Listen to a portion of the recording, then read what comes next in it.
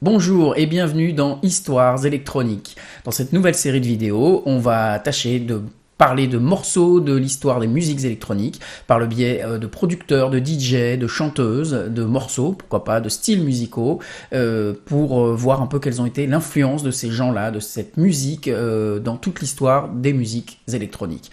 On va commencer ce premier numéro avec un producteur qui n'est pas forcément connu en France, dont le nom vous dira peut-être rien, mais qui a quand même été très important dans les années 80, c'est Trevor Horn.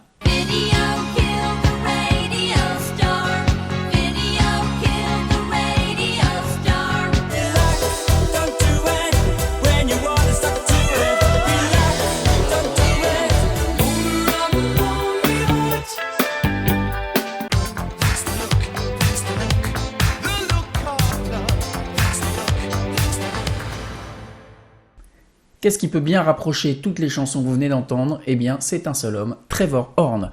Trevor Horn est anglais, il est né en 1949 et très vite, il adore la musique.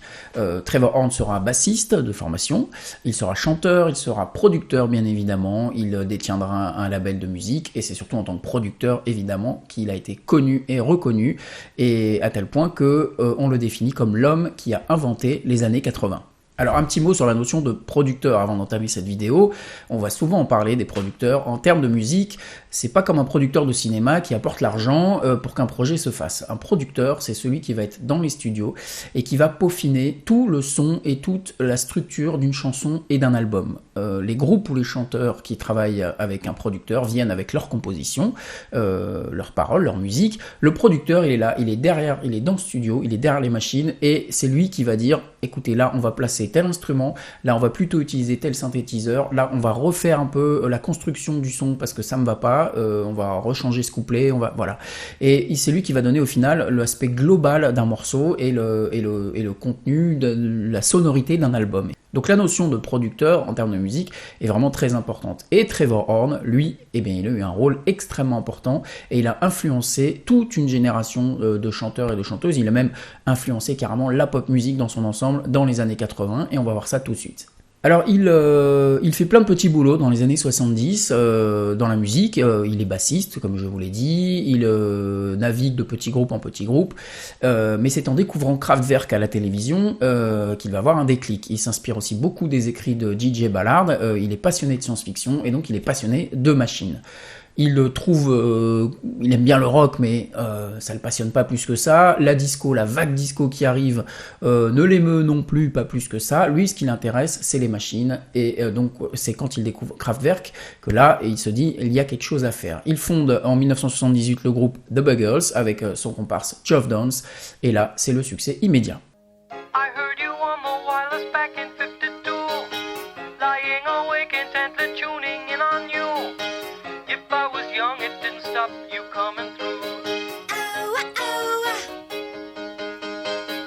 À cette époque, lors de la création du groupe les Buggles, Trevor disait qu'il s'imaginait un futur où les labels de musique ne produiront plus de chanteurs ou de chanteuses, ce seront des robots qui feront les morceaux dans des studios, dans des caves. Il a été un peu visionnaire là-dessus, et d'ailleurs cet état d'esprit on le retrouvera bien plus tard dans ses compositions.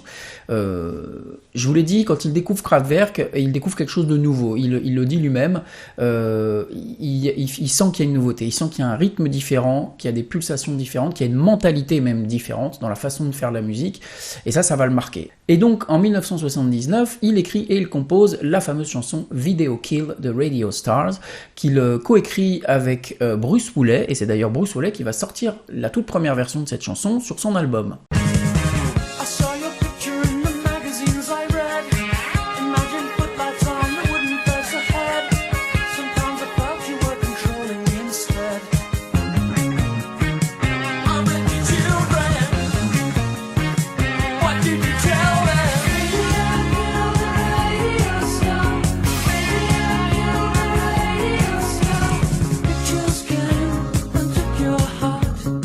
Bon, vous en penserez ce que vous voulez de cette version-là, mais c'est bien évidemment la version des Buggles qui sort en 1979 et qui fait un carton immédiat.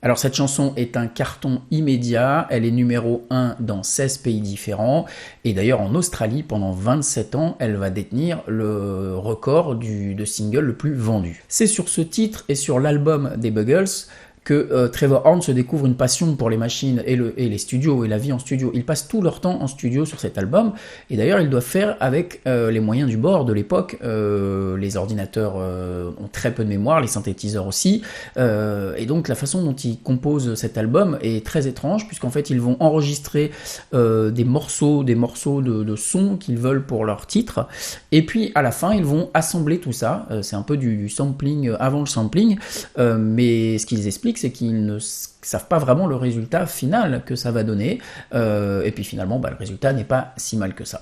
À ce titre, il faut savoir que le single Video Kill the Radio Star à sa sortie est le morceau avec la basse la plus puissante jamais enregistrée dans un morceau de musique. Si les Buggles ont connu un succès éphémère, c'est tout simplement que les membres fondateurs ont décidé de suivre une autre direction.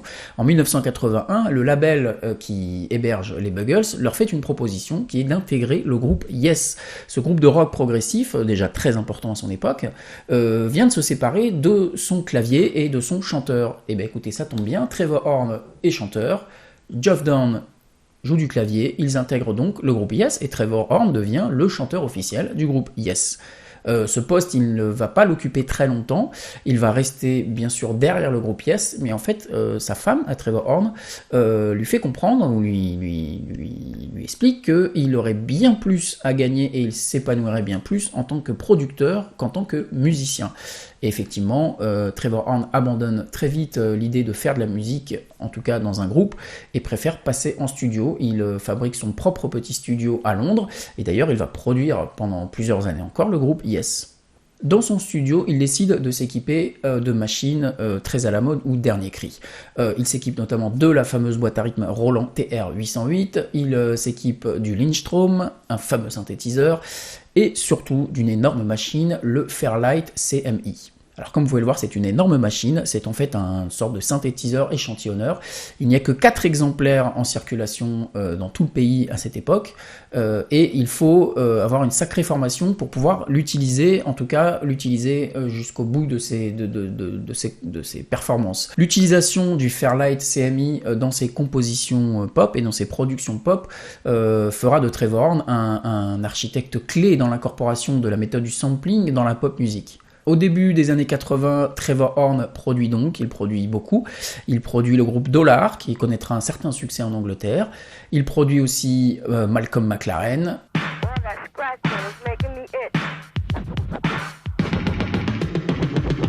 Grace Jones.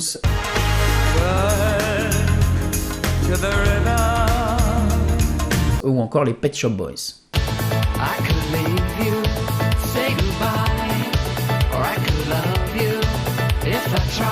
Durant cette période, il produit aussi l'album d'un autre groupe qui fera beaucoup de bruit au niveau de la qualité de la production, c'est ABC. Ils sont 4 à produire cet album, à travailler ensemble. Évidemment, il y a le groupe, bien évidemment, mais en termes de production, il y a Trevor Horn, bien sûr, qui manage un peu tout ça. Vous avez Gary Langon, son ingénieur du son, qui sera toujours avec lui. Vous avez son ingénieur programmeur pour le Fairlight, Gigi Jekzalik. Et vous avez une arrangeuse qui se joint à l'équipe, Anne Dudley.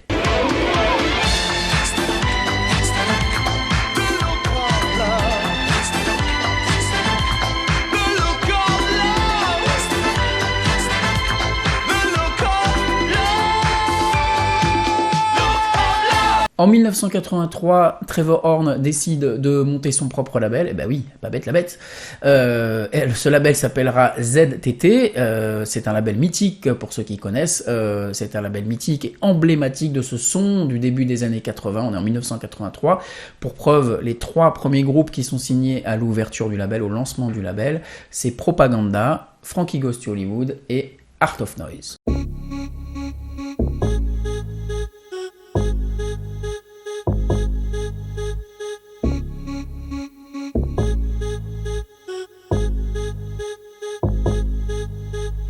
À l'origine du groupe Art of Noise, on trouve l'équipe qui produit le groupe ABC.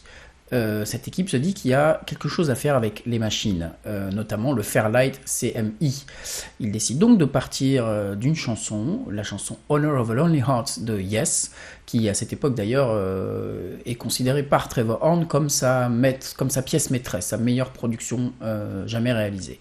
Il décide de partir de ce morceau-là et d'en faire un remix en utilisant le Fairlight CMI, mais pas seulement en utilisant les potentialité du sampling de cette machine, mais aussi en créant vraiment des nouveaux sons, et ça donne ce remix.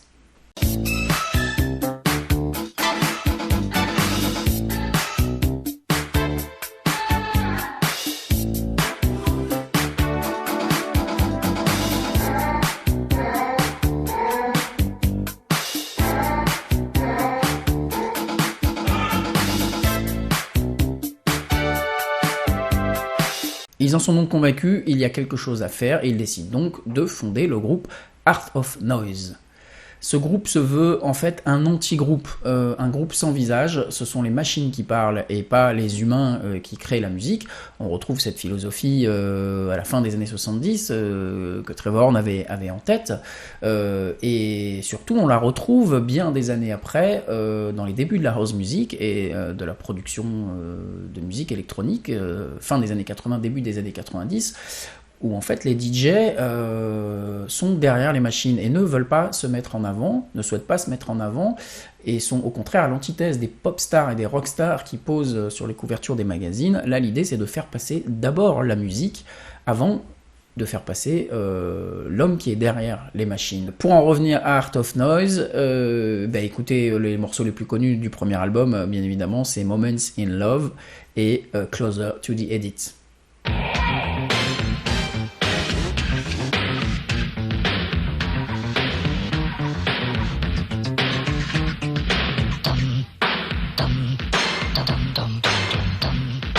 En 1985, le groupe se sépare, il y a une divergence de point de vue, on va dire. Trevor Horn, lui, préfère retourner dans ses studios et à la production, et l'autre moitié du groupe prendra une direction un peu plus pop, notamment avec une reprise de Kiss avec Tom Jones. Alors, je vous l'ai dit, le label ZTT signe lors de son lancement 3 groupes majeurs des années 80, Propaganda, Art of Noise et Frankie Goes to Hollywood.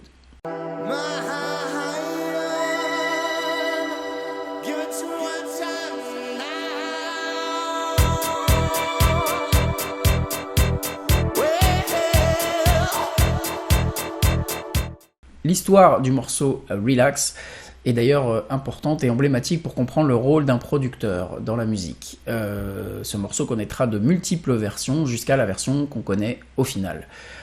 Trevor Horn découvre d'abord cette chanson à la télé dans l'émission The Tube.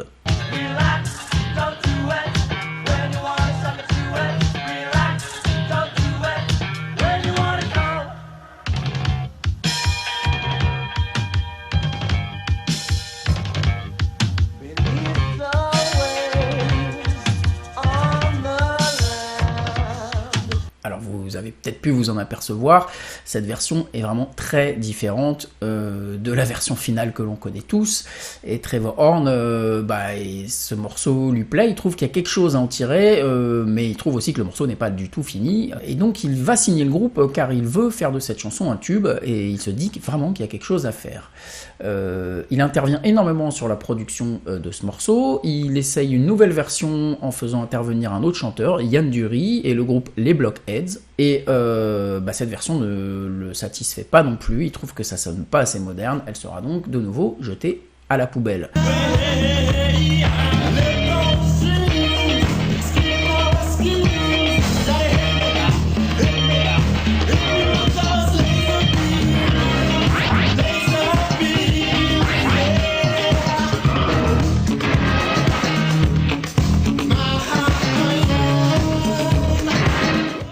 Trevor Horn lui décide du coup de s'enfermer dans son studio et de créer le morceau complètement à partir de ces machines.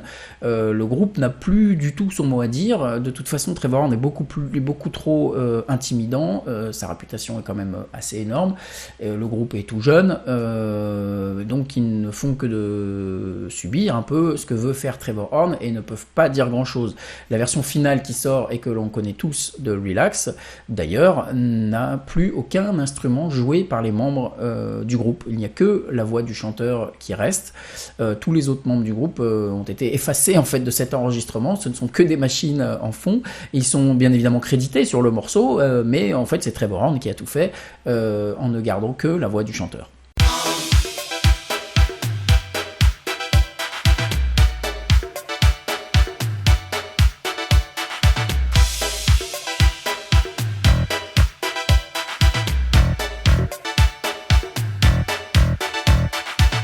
Voilà donc comment on part presque d'une maquette d'une chanson pour un résultat final qui devient un vrai carton, et ça grâce au producteur. C'est lui qui a imposé son point de vue et la façon dont on allait construire la chanson, et c'est pour vous montrer l'importance du rôle de la production en musique. Là on est dans un cas vraiment très particulier.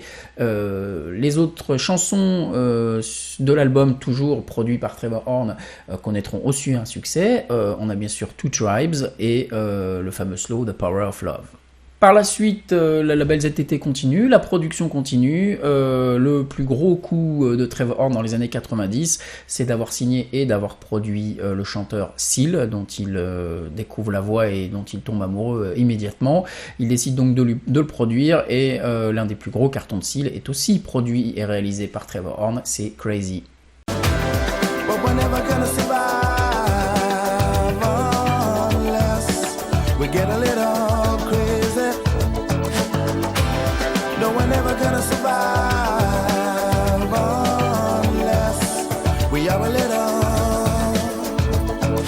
Voilà, c'est la fin de ce premier épisode de Histoires électroniques. J'espère que ça vous a intéressé, que ça vous a aidé à comprendre un peu plus le rôle du producteur et l'influence notamment de Trevor Horn dans les années 80 et dans tout ce qui a suivi après dans les musiques électroniques. On se retrouve pour d'autres épisodes très prochainement. N'oubliez pas de vous abonner à la chaîne, de cliquer sur la petite cloche si vous voulez être prévenu des nouvelles vidéos. N'hésitez pas à laisser des commentaires sous la vidéo aussi et à partager cette vidéo. On se retrouve prochainement. Bye bye.